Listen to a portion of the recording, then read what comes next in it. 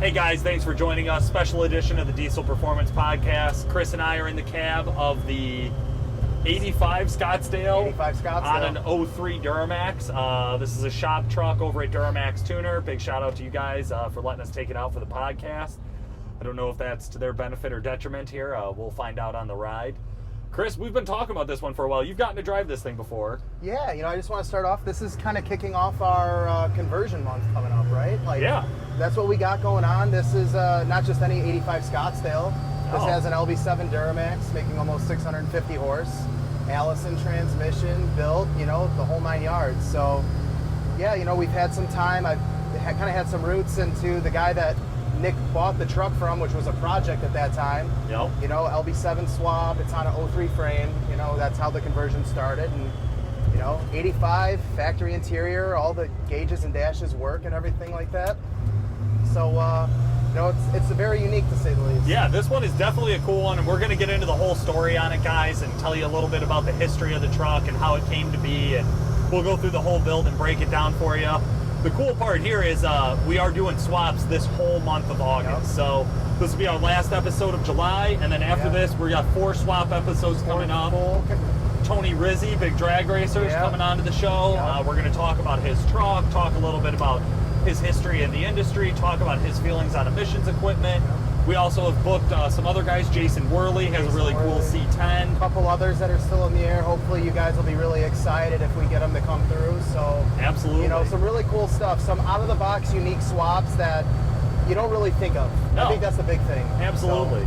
And so the other cool thing is Nick and I also just got back from meeting Gale Banks in person. We did go out there and do some video with him. The king of conversions. The king, right? The king of conversions. This guy's throwing more diesels into things you've never thought of that you could ever even imagine. So we got some videos coming up. Keep an eye on the Diesel Performance Podcast YouTube channel for those videos. Oh, yeah. They're going to be coming out soon. We're going to try to start doing some videos for you guys on a little bit more regular basis. You get to see my beautiful chubby face. We're sorry for that. We are in the truck, though. We're cruising down the highway here. Sorry for the road noise and whatever other noise. This thing is loud. It's kind of nasty, yeah, man. As far as the noise goes, there's a distinct whine you get from the turbo. Yep. I don't know if it's just having so much extra room in the bay there and no shielding, no silencer. Hey man, 85, the sheet metal was thin, brother. Yeah, right? You can just hear it like it's on the other side of the glove box. So don't mind us if it seems like we're yelling. That's just to be over the truck noise. The trans of this thing is firm. Rowdy. You're getting on it, and I can see his foot on the pedal there. Yeah. There's so much room down here, but he's not all the way on it. I mean, we're just rolling, we're just cruising, and you can feel it is a hammer when this thing goes from gear to gear. Yeah, I'm caught off guard to say the least. Yeah. I don't know. I mean, this truck does weigh a little less than a conventional regular cab would, but you know what? Maybe Nick was beating on it a little bit last time and doesn't like to be driven easy. I don't know. These Allison's transmissions definitely do have an adaptive learning feature to them where they're going to pick up on driving habits. Yep. This truck is usually rode fairly hard. So if we're getting in it and driving light, we might find some differences in the shift quality. But it's nothing that I would complain about. It's not lugging or anything like that. It is a positive grab from one gear to the next. Yeah, I mean, you feel it. It throws you in the seat like, hey, I'm in the next gear. Let's party. Yeah. I mean, I know that sounds kind of cliche, but it's the truth. No, but the last time we did a ride along a few weeks ago, we were out in the Ram Box, 2015 Ram Box emissions equipped twin turbo. It was a lot of fun. Big shout out to Calibrated Power on the MM3 tuning. Yep. Guys, if you got a 98.5 to a 2017 Cummins, you actually can get tuned with an MM3 tuner. So it's a great digital touchscreen display, mounts to your windshield, and then you get switch on the fly pretty much for all years. There's a few models out there that didn't have the J1939 like 0607s that might have some challenges, but other than that, the best tuning I've ever seen for a Cummins, completely custom, and a great easy to use gauge display as well with that. And it's versatile, so I mean that one unit will work on any of the 13 up trucks. You don't have to buy any added hardware, nothing like that. Switch on the fly is done via the monitor. Yeah. So it really is a nice tool, guys. Honestly, if you got a Cummins, you got to be talking MM3. Yeah, right now, at this stage of the game, the MM3 is the kind of the bang for your buck right now. Up here, the next one. Yeah, absolutely. Right. Yeah, the next right. It's down a little ways. As Chris and I are out on the highway here, we're in this truck. We're trying to avoid some of the bumpy roads so we get a little bit better video for you guys. You know, Chris, when we drove the Cummins, we talked about how the tuning and the twins and all the mods there really made it feel like a lighter truck. Right. As long as we're out driving, let's talk about how this truck feels. We're about to take a right-hand corner. Yeah. Do me a favor, roll on this thing, give it some throttle, man. Let's see what it can do. Yeah, we're coming up to a right-hand turn here, so I'll go into a roll from, I don't know, 10 miles an hour. Yeah, a safe corner You know, distance. I'm not flat-footing it either, you know, gonna get into the throttle aggressively, though. Man, I don't know if you can hear it hit, but boy, this thing launches. Like, there's nothing to it. Wow.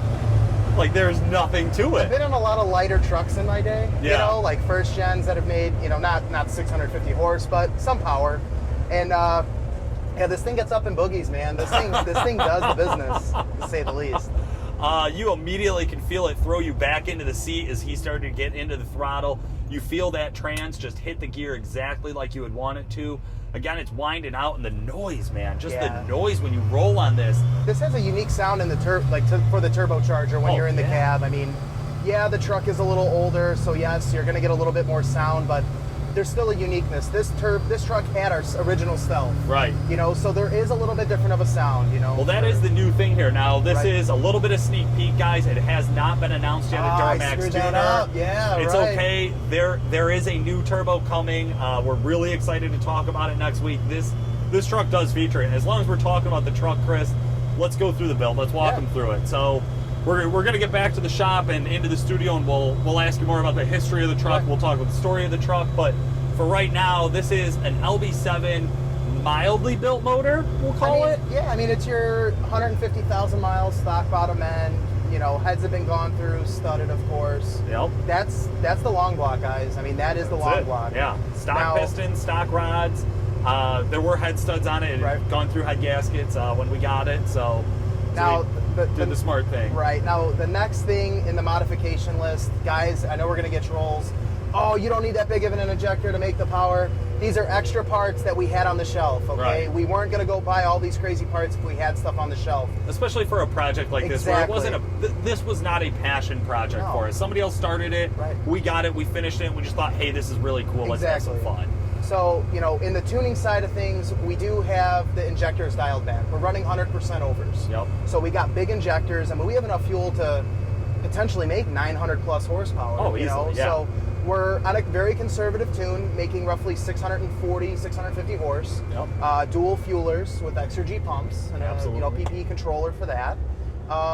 You know, DT750 trans. You know, That's- built in house. I mean, supporting mods are going to line up with things like the intake and the Intake simple stuff horn. like the intake Yep. horn, the lift pump, fast 150 Fast lift 150 for the pump. and then traction bars to help keep the axle for any axle wrap.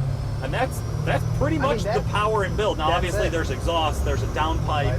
I believe this truck does feature PPE up pipe, or I'm sorry, DRP up pipes on it. Yep.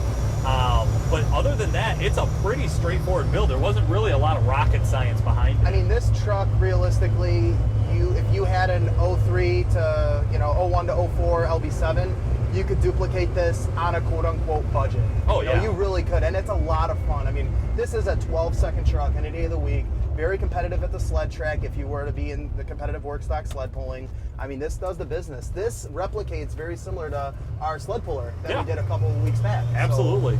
just in a And, different body. We're going to get a little bit further up here. I'm going to make Chris pull over, and I'm going to get behind the wheel of this thing. Man, just It goes. you can't get on this thing without a smile on your face. It really is amazing. The back end does not feel swirly. It doesn't feel like it's all over the road. How does the steering feel, Chris? Vintage. You know, I mean, it's not that it's bad. I've been in worse. I mean, being a big Dodge guy, you know, I've picked my poison as far as that goes. Used to but the worst on earth, right? Yeah, I mean, you know, you got to think about what it is. You know, I mean, it's good. It's not bad. Yeah. It's no 2016 truck, but it'll do. Okay. Awesome. Well, why don't you pull it over up here, and we'll switch drivers, and Just so happens there's a train ahead, so it's a perfect place to stop. it's like it was meant to be. Just not on the tracks. I will say the first thing I think when I grab the wheel here, Chris, is how tiny this wheel is. You forget Yeah, about the little steering wheel luxuries. is huge and thin. And okay, thin. It's literally, it's just tiny. And then it's like a 20-inch bicycle rim, yeah. and The it's a half-inch thick quarter-inch thick. The float from this truck, at least from the wheel, is Yeah. a little sketchy. Vintage, I think, was the right way to describe it. Perfectly. The brakes, honestly, are not bad. Well, you it's know, an I mean, 03. that's You gotta the think they're 03 03 brake brakes. system, right? Man, if It you gets up want and a goes. jet sound, this Yeah. is it.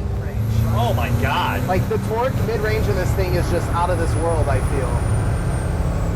It's really, I mean, the fact that you just feel so much power on this truck, Yep. and you can literally just feel like you're on top of the turbo Yeah. everywhere. Oh, yeah. You know what I mean? As far as mid-range is concerned. It's not laborsome to get it up into its Oh. power band, nothing like that. Like it just goes. You really could not ask for better. It's a nice driving. What I love about this thing is it still has all the 6.2 liter badges because this thing was originally a 6.2 diesel. So it still holds its true roots. Now, what you guys see me doing over here is something that you should not be doing, and that's changing my PIDs. What I'm going to do is I'm going to select gear on here just so that we can give you a little feedback of what we're dealing with for RPM, gear, and things like that. So we'll try to give you guys some technical data. I Right have there, now gear and TCL. stopped for safety purposes. Yep, exit menu. Exit menu. Edge Insight CTS on this truck, as with all of our shop trucks at Duramax Tuner. It's just the simplest gauge display you can put in. It also looks the nicest. You can feel it grab two there, lock the converter. Man. Yeah. But you gotta think, this thing has 35s on it too. And this It thing does. just turns 35s like they're a bitch. There's nothing to it. You literally, as you hit these small hills, we're on just these little rolling hills out in the country, and you think this truck might lift off, man. It is wild. These are some good ass rally roads, man. I think I know a couple people with some cars that have some fun over here.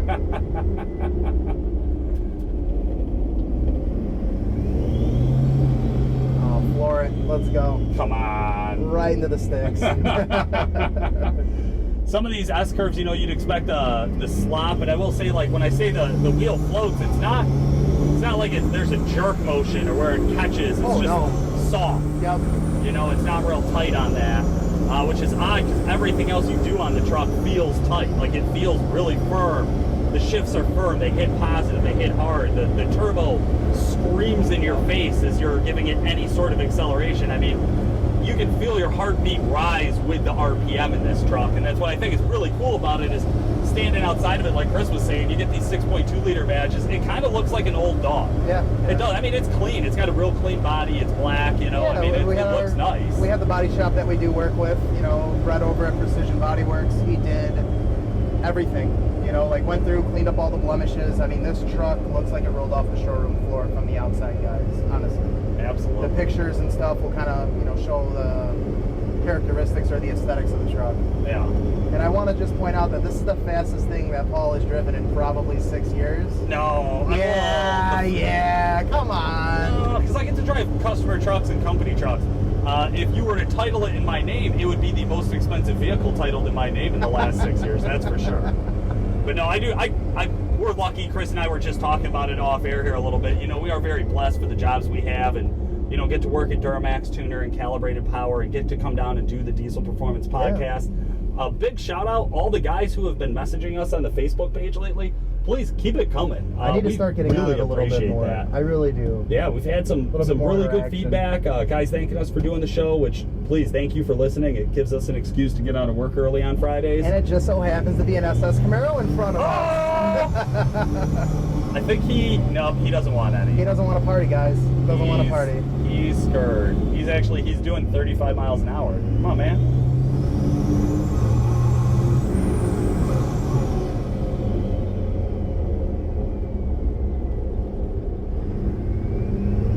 I just want to point out, guys, it is hot in here. Yeah. No AC. I was just about to say it, Chris. I am missing air conditioning. Yep. When you do these swap projects, you do them to look badass. Yeah. You do them to go to a car show and things like that. And obviously, if we weren't doing the cameras and the audio, we'd have the windows down and whatnot. But let my hair blow through the wind. There's no heated seats. No. There's no air cooling on your balls when you're towing with this thing, you know? So, like, as far as a daily driver goes... Well, maybe if it was a non-restored 85, you might have air going on your balls. Right, right.